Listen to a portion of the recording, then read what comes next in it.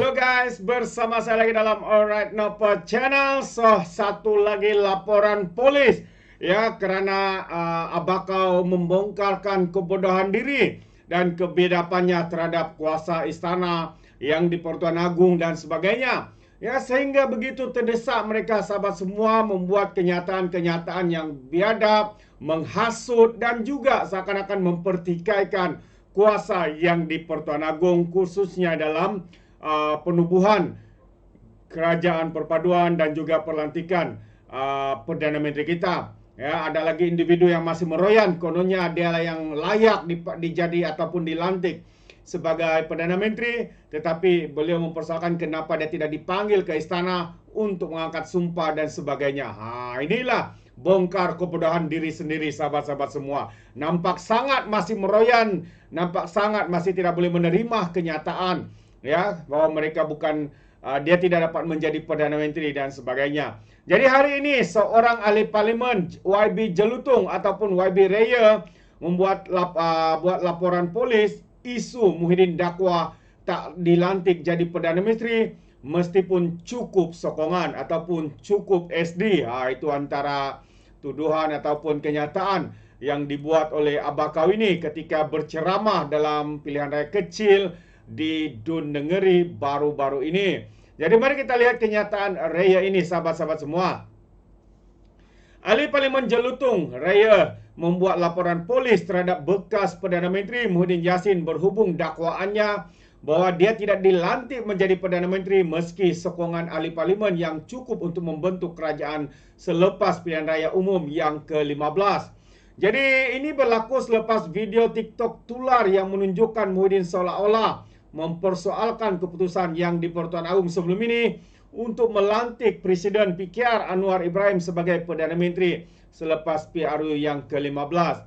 Dalam salinan laporan yang dilihat Malaysia Kini, Raya menyatakan kepercayaan bahwa ucapan Muhyiddin mungkin mengandungi unsur penghinaan terhadap institusi diraja.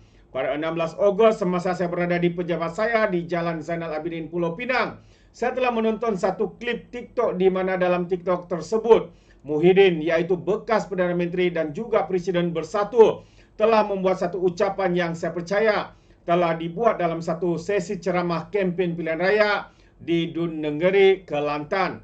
Jadi katanya, saya ingin menegaskan di sini bahwa kenyataan yang dibuat oleh Muhyiddin ini di sisi undang-undang adalah satu jenayah negara Malaysia, berunsur satu penghasutan dan penghinaan kepada institusi diraja yang boleh membangkitkan kemarahan rakyat terhadap institusi diraja, kata Raya dalam laporan itu.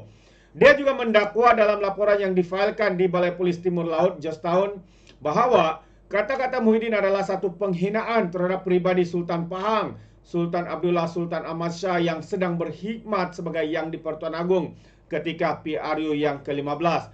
Dalam video tular antara minit ke-49 dan 52 itu, Muhyiddin ketika berkempen untuk PRK Negeri dilihat mendakwa dia mendapat sokongan 115 ahli parlimen untuk membentuk kerajaan selepas PRU pada tahun 2022. Dia juga mendakwa mendapat sokongan yang cukup untuk menjadi Perdana Menteri, namun dia tidak dijemput Sultan Abdullah ke istana untuk mengangkat sumpah. Jadi untuk rekod, Sultan Abdullah telah menawarkan peluang kepada Muhyiddin untuk membentuk kerajaan perpaduan dengan Pakatan Harapan pimpinan Anwar, namun ahli parlimen Pago itu telah menolak karena kesombongannya, mengatakan kononnya mereka sudah cukup jomlah seperti mana yang juga dinyatakan oleh ahli parlimen ya Merang ataupun Presiden Lebay Pas. Sudah cukup jomlah, lebih dari cukup. Nampaknya jadi pengkhianat lah pula mereka ya, tidak mengikuti atau ya tidak mengikuti titah nasihat daripada Yang di Pertuan Agong. Waduh. Lebih dari cukup. Ini kali lah. Alright. So dalam masa yang sama seorang pemimpin DAP juga ya telah membuat satu lagi laporan polis. Tapi ini bukan berkaitan dengan Abakau lah ya, tapi berkaitan dengan fitnah ya, yaitu YB Sherlina membuat satu laporan polis kerana beliau difitnah bapanya Rashid Maidin. Itu antara fitnah yang sedang berlegar di media sosial ketika ini. Jadi ahli parlimen Bukit Bendera Sherlina Abdul Rashid hari ini ya membuat laporan polis terhadap pihak yang mendakwa dia berusaha untuk mengubah agama rasmi negara. Oh, panas berat sungguh ya fitnah ini. Pengguna media sosial tersebut juga menuduh dia menyerang institusi Islam, terutama dalam kemajuan Islam Malaysia JAKIM, katanya pada satu kenyataan. Jadi secara jelas dakwaan-dakwaan ini adalah fitnah, katanya, melampau yang ditaburkan oleh pihak-pihak yang tidak bertanggung jawab dengan niat untuk mewujudkan persepsi negatif orang ramai, khususnya dalam kalangan orang Melayu, terhadap saya, parti saya, serta kerajaan Madani secara umumnya, kata YB Sherlina. Pada hantaran sama terhadap juga individu yang mendakwa pemimpin Parti Komunis Melaya, Rashid Maidin, sebagai bapa saya. Walhal katanya arwah bapa saya adalah Abdul Rashid Hanafi, merupakan seorang guru sekolah yang baru saja meninggal dunia pada awal Jun lalu, kata Sherlina. Seorang pengguna TikTok telah memuat naik video dengan imej yang menunjukkan Sherlina bersama teks yang seolah-olah mengaitkan petikan itu kepadanya mengenai perubahan agama rasmi negara kepada Kristian dan ikrar ahli parlimen DAP itu untuk menyerang institusi Islam, khususnya JAKIM. Jadi dalam video yang dimuat naik Sherlina ke halaman Facebooknya, dia berkata poster pada latar belakang TikTok tersebut pertama kali muncul pada tahun 2017. Seorang pengguna lain yang mengulas pada video tersebut menuduh Bapak Sherlina seorang pemimpin Parti Komunis. Setakat jam 9 malam, video TikTok tersebut telah ditonton sebanyak 714.600 kali dengan 718 tanda suka. Audio video tersebut menggunakan suara latar yang dihasilkan oleh AI yang mendakwa Sherlina berhasrat untuk menimbulkan perpecahan dalam kalangan rakyat bagi meraih keuntungan pribadi. Sementara itu, Sherlina menggesa umat Islam supaya tidak lagi takut terhadap momokan DAP. Jadi sebagai ahli parlimen beragama Islam, katanya, saya sentiasa komite dalam memelihara kesucian agama Islam dan akan mempertahankan institusi-institusi di negara ini sekiranya diganggu-gugat. Tambah lagi, malah kepimpinan DAP juga telah menegaskan bahwa parti ini juga akan terus menghormati dan berpegang kepada perlembagaan persekutuan berkenaan kedudukan Islam, Raja-Raja Melayu dan bahasa Melayu, katanya. Dalam perkembangan berkaitan, Sherlina juga membuat laporan polis mengenai tindakan vandalisme terhadap Pusat Hikmat Ahli Parlimen Bukit Bendera.